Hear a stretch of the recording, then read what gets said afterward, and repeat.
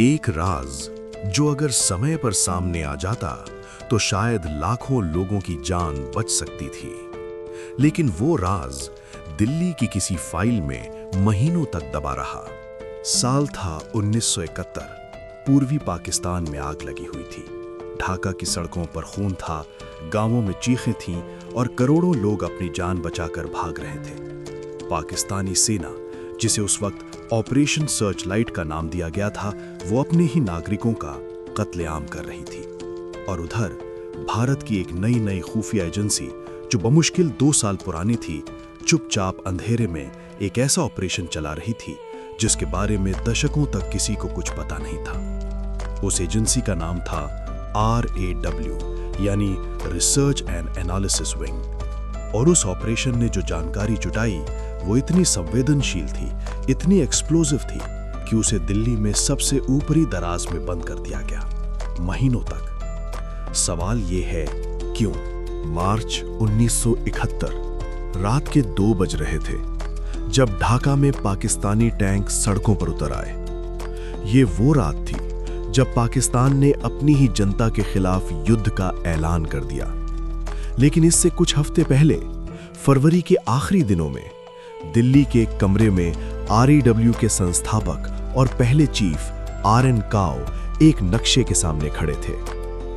RN काओ, एक ऐसा नाम जो उस वक्त भारत के बाहर शायद किसी को नहीं पता था, लेकिन CIA उन्हें द स्पाई मास्टर कहती थी, KGB उनसे सावधान रहती थी, और पाकिस्तान उन्हें जानता भी नहीं था। यही उनकी सबसे बड़ी ताकत थी।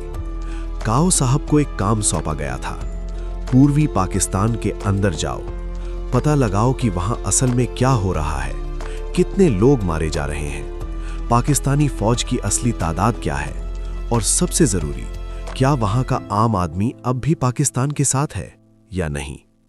ये सवाल इसलिए जरूरी था क्योंकि इंदिरा गांधी एक बहुत बड़ा फैसला लेने वाली थी, और वो फैसला बिना सही जानकारी के एक तबाही बन सकता था। रॉ के एजेंट पूर्वी पाकिस्तान में कैसे घुसे, ये आज भी पूरी तरह सार्वजनिक नहीं है। लेकिन जो टुकड़े मिलते हैं पुराने दस्तावेजों से, पूर्व अधिकारियों के इंटरव्यू से और कुछ डीक्लासिफाइड फाइल्स से, वो तस्वीर जो बनती है वो रोंगटे खड़े कर देने वाली है। रॉ ने एक मल्टी लेयर्ड नेटवर्क तैयार किया था। कुछ एजेंट थे जो बंगाली व्यापारियों के भेस में सीमा पार कर रहे थे, कुछ थे जो मछुआरों की नाव पर बैठकर रात के अंधेरे में नदियां पार कर रहे थे, और कुछ जो पहले से पूर्वी पाकिस्तान में रह रहे थे, उन्हें एक्टिवेट किया गया।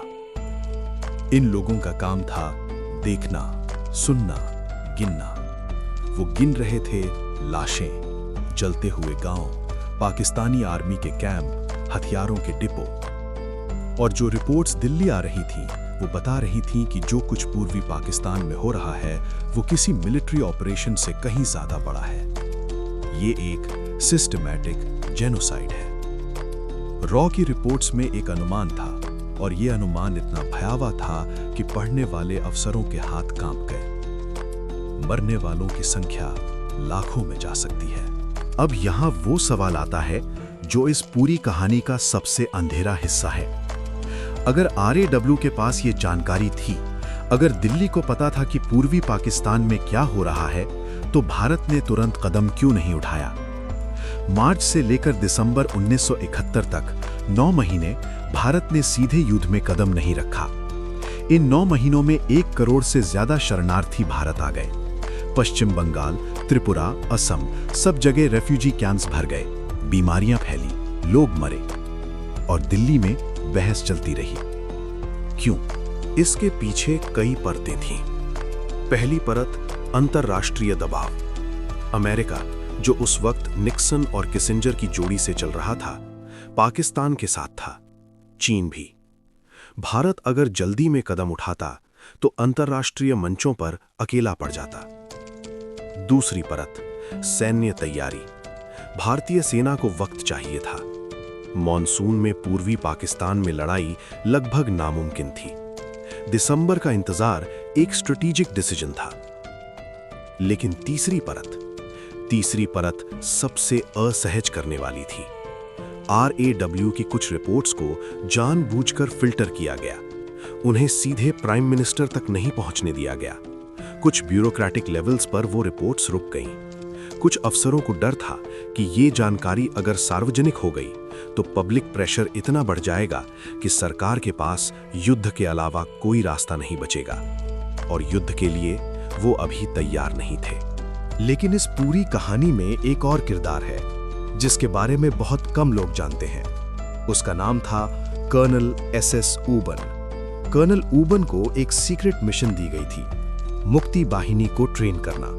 मुक्ति बाहिनी यानी वो बंगाली लड़ाके जो अपनी आज़ादी के लिए पाकिस्तानी फौज